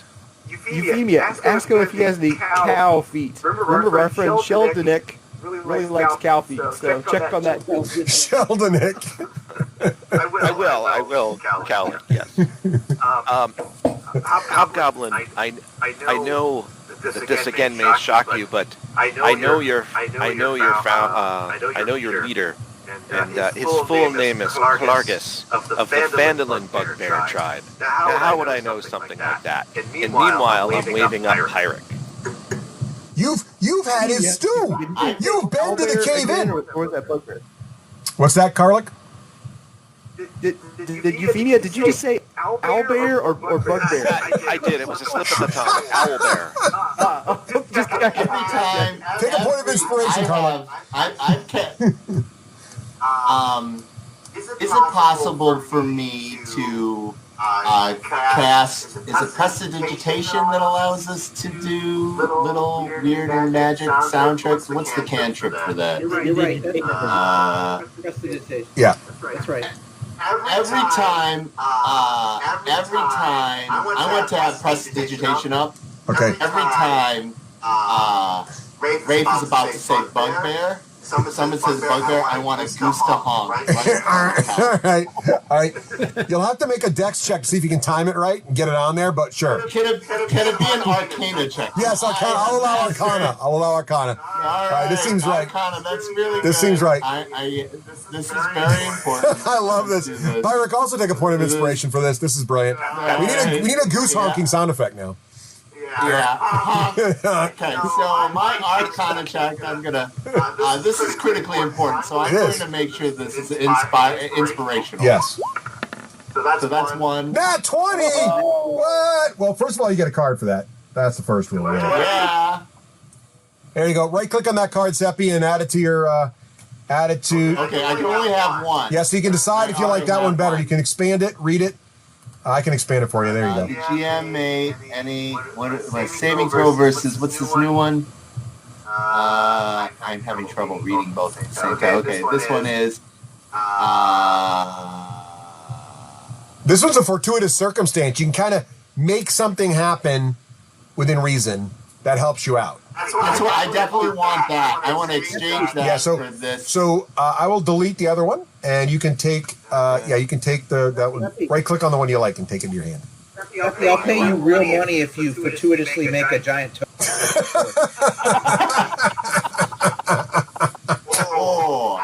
I will allow that. You can spend that card on a giant toad. I'm going to spend this card in getting the hobgoblins to realize they can take the dragon tongue and leave Moody to me. I can't have them taking my horse. This is not possible. So, What do they have to trade? Well, no, they just want to take them. It's because Klarg has taught them that killing and banditry is wrong, but asking in a very scary way, people just do it. So just giving people the I like that old-fashioned Teppy's read the situation perfectly. I love it. Yeah, so I'm like, okay. So Euphemia, they're trying to do Klargus, what Klargus has been told to do. They got a little confused, so we're going to give them the dragon tongue and then thank them, and then we're going to be on our way. Now, fortunately, Klarg, you never met Klarg, so you don't associate the word Klarg with bugbear, so you're safe there so far. Yeah, and so we're going to stop using the gracious beings. We're going to either call them gracious beings. We're not going to use the short form of that anymore. Okay, Euphemia? Agreed, Pirate. And you know what? Let's show a little bit of our might. Let's have Ulrich bring up the tongue. Yeah. I'm sorry, what are we doing? Okay. Ulrich. So Hobgoblin, what's your name, by the way, Captain Hobgoblin? Oh, the captain? The captain's back there. Are you asking the captain what is? Because the captain's not the one talking. The one with the little. Oh. Yeah, that one. So, are you yelling to him? Or are you talking to the one in the front? You're the one in the front. All right. So the one in the front, you kind of ask his name, and he kind of looks to the captain, and the captain nods, and the one in the front says, "Kula." Oh, Kula. Now, I don't know if Klargus told you, but my name is Kyrix Starfinder. And I brought him to the Faith of Moradin. Have you met any gracious beings, I say that in a pong towards Klarg, who understand the power of Moradin like Klargus does? What's a bugbacious? What's that? I don't know that word in common. I don't know that in your common tongue. Do you know that word in Hobgob, maybe? Do I know it in Hobgoblin? I might. Hobgoblin is just goblin, so maybe you know that. It is, but there's an accent. They prefer to call it Hobgoblin. It's oh, sorry, my bad. Yeah. Okay. I definitely start speaking in Hobgoblin, and I apologize for my rudeness. Okay. And make a let's go with I think it's going to be history for this to see if you know the proper dialect to get Goblin to the Hobgoblin here to really impress him. I think I just took that as a proficiency. Let's rock those. Yeah, there you go. Thank you there. I'm gonna make that happen. Uh-oh. I got a 13. That's how good I am. That's good enough. It's not hard. He says, oh, you mean I thought that was called bugbear. Dex check to time your honk with the word bugbear. I honk. Right. Dex check. Why didn't you just say so? Bugbear, right? Bugbear. Oh, nice. Yeah, you catch all, with that roll, you catch all three. It's like, honk, honk, honk. So Karlik wants to say something. So Karlik, there's this goose sound that's happening now out of nowhere. I know. So Kalik, he cast Detect Thoughts, and he was moving forward to try to get in range. All right. And I was getting pretty close, but then this darn goose just keeps honking like right around me. So I'm going to move up maybe just behind Euphemia here, which is out of range. And I'm just going to be looking around for this goose. And Pyrrhic has told me also to play, a chipper song for the negotiations. So I still got my pan flute out. And what's that? And did you cast Detect Thoughts, or you were thinking about casting Detect Thoughts? Oh no! Yeah, I said. Yeah, I cast. Now, what's the range on Detect Thoughts? 30 feet. 30 feet. Okay, yeah. So you're not within range. You can only read your party members. You're not within range of. Are you trying to read your party members or no? I want to read the hobgoblins, and that's why he's too far away. Yeah, he's too far away. I'll be right there now. All right. Excellent. Okay. Great. Nice honking. All right. So I say, oh please, let's keep this discussion in Goblin. It's just much more. Now I know Klargus has mentioned that you can't help but notice, and I go like this, and then I go like this, mimicking the scar on Klargus's face that we put on him. He says, Oh, we're not supposed to talk about the disfigurement. He says it's an hobgoblin. Goblin knows. No. What's that? It's not his disfigurement. It's a sign of his faith. It's a sign of his conversion. Yeah, he said it happened when he was trying to cook a crab just right. You know what, Russ? I might have to Get a point of inspiration for that. That was good. Well, that's good that he's saving face among He's saving face. I see what you did there. So the other men, by the way, the other hobgoblins start laughing a little bit when you guys start talking about, and he says the crab thing. It's clear none of the hobgoblins really believe the crab story. They never really bought that, so they're kind of think that's pretty funny.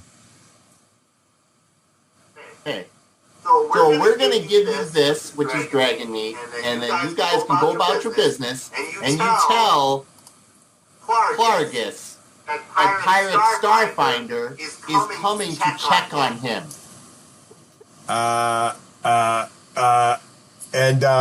So the at this point, did I mention that the dragon meat is fresh? We just killed a dragon. The captain steps up a couple of paces here, and or the guy in the best armor, and he takes out a parchment and a quill, and he starts making some notes, and he says, "How do you spell Pyric?" And he starts to kind of get ready to write this down. I don't know who you are. I don't know what you're talking about with this. I mean, I appreciate the dragon tongue. That's well and good. But Trig up there, Trig says, you got a couple horses, 2, maybe 3 horses. Gonna need that. You know, you can't make a lot of stew out of dragon tongue. Honestly, I don't know what it tastes like. I'd love to try it. I'm sure Klarg is going to do a great job on this. I mean, that bugbear can cook. Everybody knows this. He's talking in common. Make a dex check.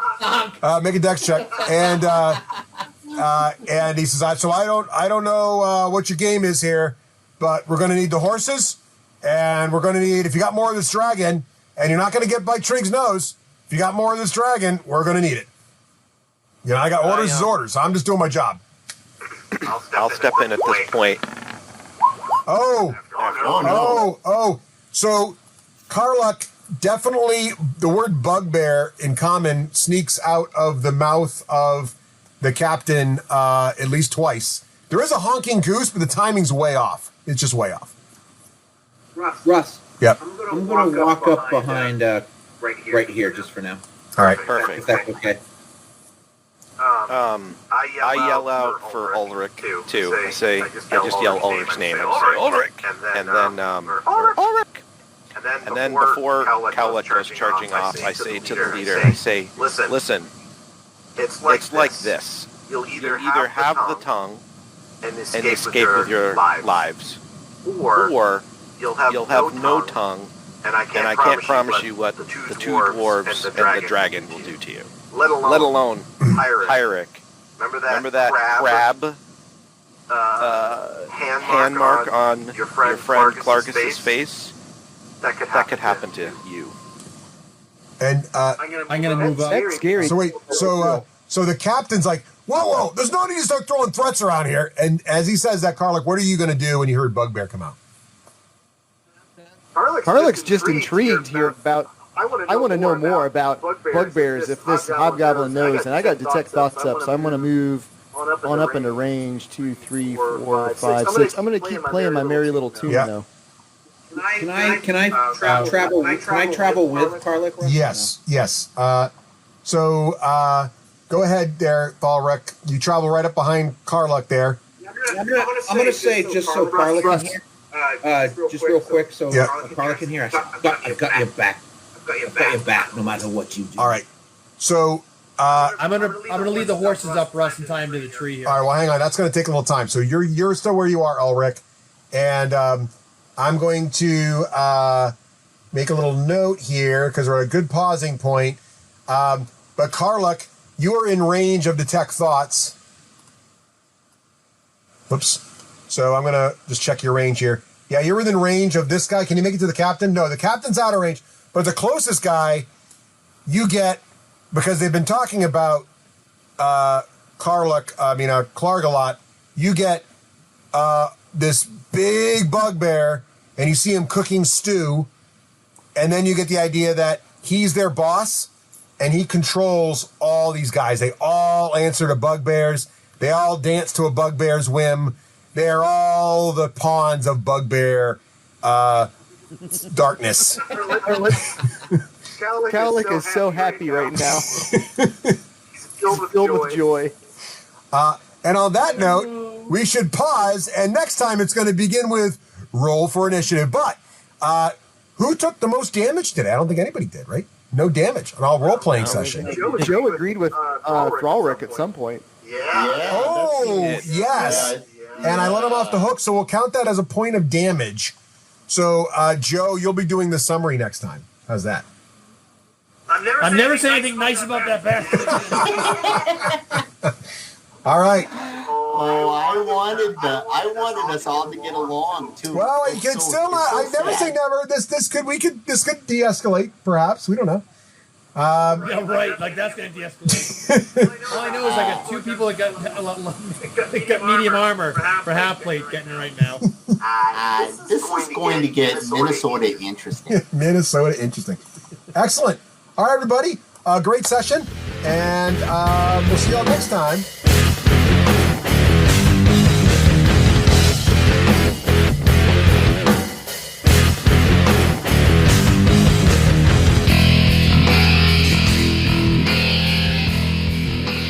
Achievement unlocked.